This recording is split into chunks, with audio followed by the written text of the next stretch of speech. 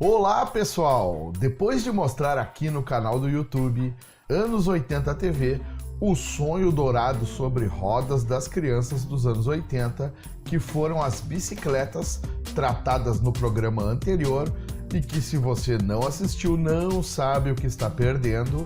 E se você não assistiu, já clica no card à direita ali em cima para assistir, que o programa está imperdível, posso garantir para vocês. Desta vez, irei falar nesse vídeo do sonho dos marmanjos daquela década espetacular, mas que também era o sonho de quem começava a dirigir. E esses foram os espetaculares e saudosos carros dos anos 80. E se você gostou do tema desse programa, já deixa o seu like aí embaixo.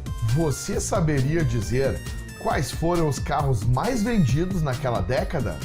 Saberia dizer qual o mais vendido de todos, por exemplo?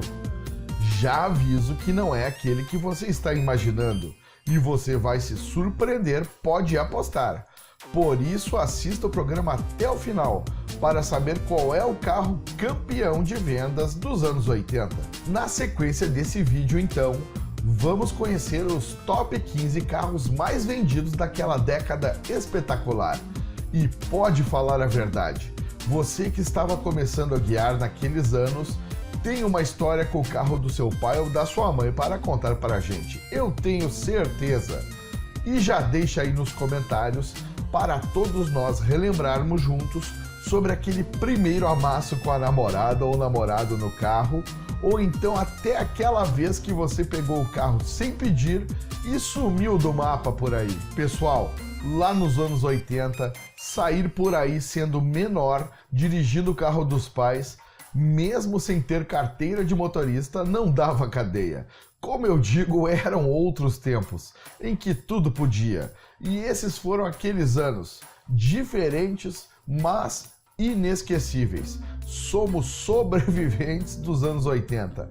Nós que sabemos, não é, pessoal? Mas então, vamos ao que interessa. Vamos falar dos 15 carros mais comercializados nos anos 80. Roda a vinheta do canal.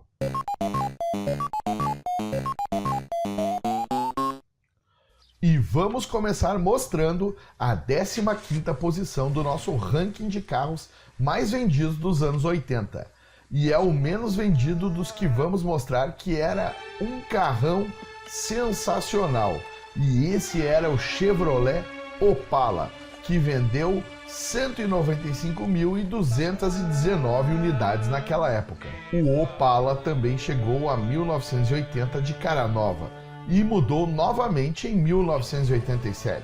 Por baixo do visual modernizado, contudo, ele ainda era o mesmo carro de 1968, mas aparentemente isso não era problema para os endinheirados que podiam bancar o modelo mais luxuoso da época, especialmente depois de 1986, quando o Alfa Romeo 2300, que também era um carrão, pessoal, saiu de linha. E esse era outro carro sensacional. Que saudades dessas naves, pessoal. Podem falar a verdade.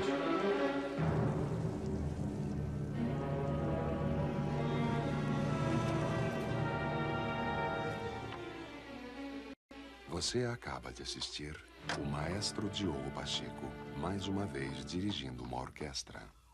Agora, vamos mostrar o carro que ocupa a posição de número 14 no nosso ranking de mais vendidos dos anos 80. E esse foi o Volkswagen Paraty, que vendeu 196.727 unidades naquela década espetacular. A perua do Gol chegou na metade de 1982, batizada Voyage Paraty. E mesmo com 6 meses a menos de vendas, ela praticamente empatou em vendas com a Chevrolet Marajó. Em 1983 e 1984, ela dividiu o mercado com a Belina, deixando a Marajó para trás. No ano seguinte, ela tomou a dianteira e ali ficou até o final da década. Esse carro era muito utilizado pelo pessoal do surf, pois havia muito espaço para colocar as pranchas dentro e se mandar para a praia. Deixe aí nos comentários se você fazia isso naquela época. Tenho certeza que muita gente fez isso. e era bom demais. E a 13ª posição do nosso ranking fica com o Fiat Uno, que vendeu 203.497 unidades na década de 80. A botinha ortopédica, sim, diziam que esse carro parecia uma botinha ortopédica, pessoal. E só a gente sabe o que era isso, os mais novos nem vão saber. Somos sobreviventes dos anos 80 realmente. Então, voltando ao assunto, o Uno deu as caras em 1984, como alternativa ao Gol, porém com um aproveitamento de espaço interno muito superior ao carro da Volkswagen. Motor transversal, linhas retas e um step deitado sobre o motor garantiam que as pessoas com 1,80 m pudessem viajar confortavelmente no banco traseiro, e suas malas não precisavam dividir espaço com um pneu sobressalente. Assim, o Uno conquistou um público cativo nos 6 anos daquela década, vendendo o suficiente para superar modelos mais estabelecidos, como, por exemplo, o Chevrolet Opala. O carro de número 12 do ranking dos mais vendidos dos anos 80 é uma caminhonete, e esse foi o Ford Belina, que teve vendidas 213.210 unidades naquela década. A perua do Corcel teve uma história diferente. Foi vendida durante toda a década, pois a Ford a transformou na perua do Del Rey em 1986. Sem contar que, também, era oferecida como escala em 1983 e 1984. Espaçosa, confortável e econômica, ela vendeu quase 10 vezes mais que a Marajó em 1980 e superou novamente a sua rival direta em 1981. No ano seguinte, a Gol Paraty deu as caras, mas abocanhou os compradores da perua Chevrolet. Como o Del Rey, a Belina se manteve estável até o fim da década em termos de número de vendas, e foi um carro que marcou época e que deixa muitas saudades até os dias de hoje. A 11ª posição do nosso ranking é ocupada por um carro que foi imortalizado numa música de Raul Seixas nos anos 70. E esse é o Ford Corcel, que colocou no mercado 219.562 unidades na década de 80.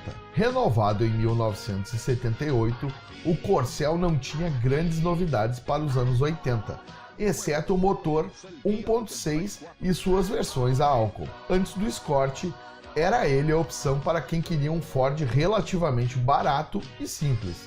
A partir de 1984, suas vendas começaram a cair vertiginosamente, dado que ele deixara de fazer sentido com a chegada do Escort e do Del Rey. Mesmo assim, seus 4 primeiros anos de venda foram tão bons que ele conseguiu ser o 11º carro mais vendido de seu tempo, e foi o sonho de consumo de muita gente nos anos 70, pelo seu visual esportivo para a época, a ponto de Raul Seixas ter citado: "Estou contente porque eu tenho um emprego, sou dito cidadão respeitável e ganho 4.000 cruzeiros por mês. Eu devia agradecer ao senhor por ter tido sucesso na vida como artista, eu devia estar feliz porque consegui comprar um Corcel 73. Eu devia estar alegre e satisfeito." Era bom demais, pessoal. A 10ª posição do nosso ranking vai ficar com um carro que era pau para toda a obra, e que na realidade era um furgão, digamos assim, e esse foi o Volkswagen Kombi, que teve 220.398 unidades comercializadas nos anos 80. Na década de 80, a Kombi já não era mais comprada por taxistas de lotação e famílias numerosas, mas ainda era a única opção de van no mercado brasileiro. De conventos a escolas, agências de turismo e clubes, quem precisasse de um veículo para transportar mais de 5 passageiros ou grandes volumes, mas não queria uma picape ou um micro-ônibus, tinha na Kombi a escolha certa. E essa conta não inclui o modelo picape. Então a Kombi foi um fenômeno de vendas para a sua época, e garanto que transportou muitos e muitos times de futebol naqueles áureos e saudosos tempos. Podem dizer aí nos comentários: A gente quer saber daquela sua história onde empilharam um time inteiro de futebol dentro de uma Kombi. Pessoal, nos anos 80, tudo podia, até isso. Suas cargas de todos os pesos e medidas na linha de comerciais leves Volkswagen. Kombi Picape. A nona posição do nosso ranking fica para um carro de luxo para aquela época, sinônimo de status, e que poderia trazer vários opcionais que eram novidade para os anos 80. E esse foi o Ford Del Rey, que vendeu estrondosas 259.039 unidades naquela década espetacular. O Del Rey chegou ao mercado em 1981 com a missão de ser uma variante mais luxuosa do Corcel. Na prática, era um Corcel com visual diferente, 2 portas a mais e uma lista de equipamentos mais refinada. Ela incluía câmbio automático, rodas de liga leve, ar-condicionado, vidros elétricos e teto solar. Ao longo da década, o Del Rey jamais chegou perto da liderança, mas também nunca deixou de figurar entre os 10 mais vendidos. Além disso, jamais ameaçou o Monza, mas praticamente dividiu a vice-liderança dos sedãs com o Santana de 1985 em diante. E eu posso dizer para vocês que dirigi um desses. Era um carro espetacular. Diria que era à frente do seu tempo. O problema dele é que a buzina não era no meio da direção, pessoal, e sim na ponta de uma alavanca de trás da direção. Só nos anos 80 para esconder a buzina de um carro atrás da direção.